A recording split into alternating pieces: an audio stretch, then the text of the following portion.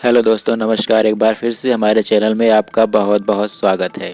तो कैसे हैं आप लोग? उम्मीद करते हैं आप लोगों की तैयारियां बहुत अच्छे से चल रही होंगी। तो दोस्तों, आज का हमारा जो टॉपिक है वो है शिक्षा मनोविज्ञान। शिक्षा मनोविज्ञान के महत्वपूर्ण प्रश्नों का सेट आज हम लेकर आए हैं। तो आइए शुरू करते हैं। सबसे पहला प्रश्न है, मूल प्रवृत्तियों का महत्व किसके लिए है? मूल प्रवृत्तियों का महत्व किसके लिए है? ऑप्शन है छात्र के लिए, शिक्षक के लिए, छात्र और शिक्षक दोनों के लिए, या फिर किसी के लिए नहीं। तो इसका जो उत्तर हो जाएगा दोस्तों वो होगा छात्र और शिक्षक दोनों के लिए। अगला प्रश्न लेते हैं। शिक्षा मनोविज्ञान अध्यापकों की तैयारी की आधारशिला है, यह कथन किसका है?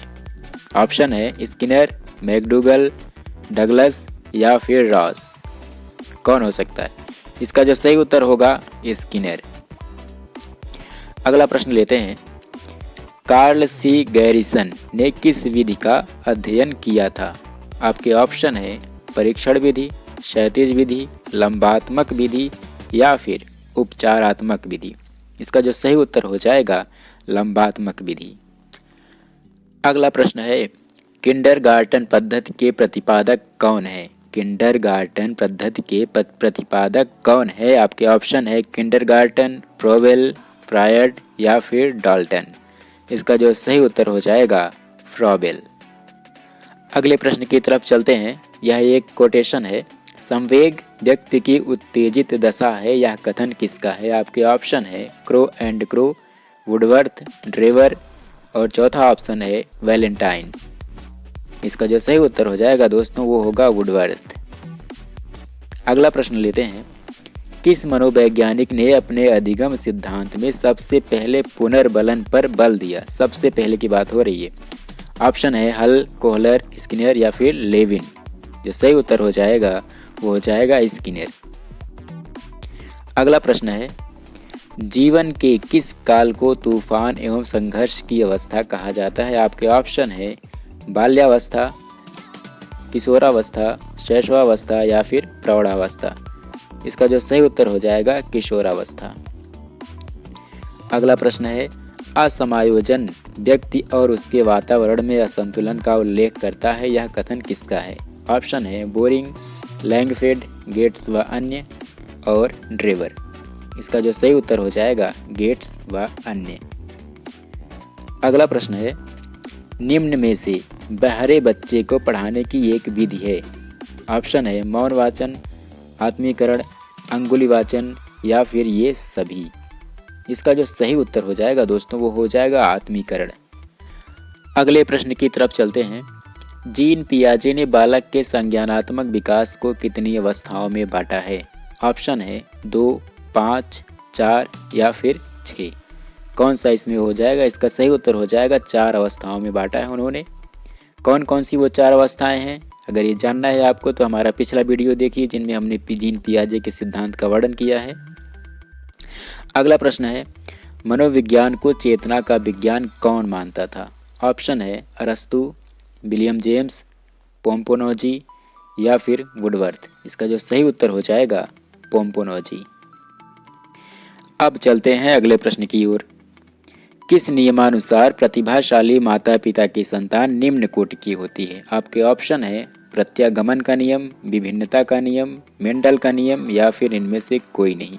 इसका जो सही उत्तर हो जाएगा वो हो जाएगा प्रत्यागमन का नियम। अगला प्रश्न है। अपराधी प्रवृत्ति वाले बालकों के लिए सबसे उपयोगी विधि है कौन सी है? ऑप्शन है साक्षात्कार विधि, परीक्षण विधि, उपचारात्मक विधि या फिर मनोविश्लेषण विधि। सही उत्तर है उपचारात्मक विधि। अगला प्रश्न है। सृजनात्मकता के विकास में सहायक नहीं है खेल, भाषण, हास्य क्रियाएं या फिर निर्माण संबंधी क्रियाएं। इसका जो सही उत्तर हो जाएगा भाषण। भाषण सृजनात्मकता के विकास में सहायक नहीं है। अगला प्रश्न है। शिक्षा को मनुष्य और संपूर्ण समाज का निर्माण करना चाहिए, यह कथन किसका है? ऑप्शन है महात्मा गांधी, राधा कृष्णन, कुप्पुस्वामी या फिर जॉन डीवी। सही उत्तर हो जाएगा डॉक्टर राधा कृष्णन। अगला प्रश्न है। अवधान के लिए संवेग होता है अर्जित प्रेरणा, आंतरिक प्रेरणा, सामान्य क्रिया या फिर यह एक अनावश्यक भाव है? इसका जो सही उत्तर हो जाएगा दोस्तों वो हो जाएगा आंतरिक प्रेरणा। हम अब अगला प्रश्न लेते हैं। बालक के व्यक्तित्व का विकास कब से प्रारंभ होता है? ऑप्शन है शैशवावस्था से या फिर पूर्व शैशवावस्था से, बाल्यावस्था से या फिर किशोरावस्था से। इसका जो सही उत्तर हो जाएगा वो हो जाएगा शैशवावस्था से। अगला प्रश्न लेते हैं। रोशार्क बुद्धि परीक्षण कब निर्मित हुआ था? 1931 में, 1921 में, 1920 में या फिर 1924 में? इसका जो सही उत्तर हो जाएगा 1921 में। दोस्तों रोशार्क बुद्धि परीक्षण हरमन रोशार्क ने प्रतिपादित किया था, जो स्विट्जरलैंड के मनोवैज्ञानिक थे। अगला प्रश्न है। कथाएं बोध परीक्षण, जिनको TAT परीक्षण भी कहा जाता है, का निर्माण किसने किया था? ऑप्शन है रोशार्क, लेविन, मॉर्गन मूरे या फिर थॉर्नडाइक। सही उत्तर हो जाएगा मॉर्गन मूरे। अब हम अपना अगला प्रश्न लेते हैं। अभिप्रेरणा का शरीर क्रिया सिद्धांत किसने प्रतिपादित किया? ऑप्शन है हल, मॉर्गन, मैस्लो या फिर मैकडूगल। इसका जो सही उत्तर हो जाएगा दोस्तों वो हो जाएगा मॉर्गन। अगले प्रश्न की तरफ चलते हैं। सीखने की वक्र रेखाओं का आकार कैसा होता है? ऑप्शन है यस आकार की, टी आकार की, यू आकार की या फिर वी आकार की। दोस्तों सीखने की वक्र रेखाएं जो होती हैं वो यस आकार की होती हैं, तो आपका ऑप्शन नंबर ए सही होगा। अगला प्रश्न है। मनोवृत्ति का नियम किसने दिया है? ऑप्शन है स्किनर, थॉर्नडाइक, पावलोव या फिर हल। आपने पढ़ा है, ये नियम होगा थॉर्नडाइक का। ये थॉर्नडाइक का जो है गौड़ नियम के अंतर्गत आता है। अगला प्रश्न है। उत्तेजना प्राणी अनुक्रिया सिद्धांत या सोवार थ्योरी जिसको कहते हैं, किसने दिया है? थॉर्नडाइक ने, वुडवर्थ ने, स्किनर ने या फिर कोहलर ने? इसका जो सही उत्तर हो जाएगा वुडवर्थ ने दिया है। अगला प्रश्न है। पावलोव ने संबद्ध प्रत्यावर्तन सिद्धांत का प्रयोग किस पर किया? कुत्ते पर, बिल्ली पर, चूहे पर या फिर बंदर पर? आपने पढ़ा है, हमने भी पढ़ाया है। इसका जो सही उत्तर हो जाएगा वो है कुत्ता। अगला प्रश्न है। सामान्यीकरण का सिद्धांत किसने प्रतिपादित किया है? आपके ऑप्शन है थॉर्नडाइक, चार्ल्स जड, कोहलर या फिर ड्रेवर। इसका सही उत्तर हो जाएगा चार्ल्स जड। अब हम अगला प्रश्न लेते हैं। ये कोटेशन है। किसी दूसरी वस्तु की अपेक्षा एक वस्तु पर चेतना का केंद्रीकरण अवधान है। यह कथन किसका है? रॉस, डम्बिल, मैकडूगल या फिर मन का? सही उत्तर है डम्बिल। अगला प्रश्न है। किसने विस्मरण को एक निष्क्रिय मानसिक क्रिया कहा है? ऑप्शन है स्कैक्स, मूलर, एबिंगहॉस या फिर फ्रायड। इसका सही उत्तर हो जाएगा एबिंगहॉस। एबिंगहॉस ने निष्क्रिय मानसिक क्रिया कहा है विस्मरण को। अगला प्रश्न है।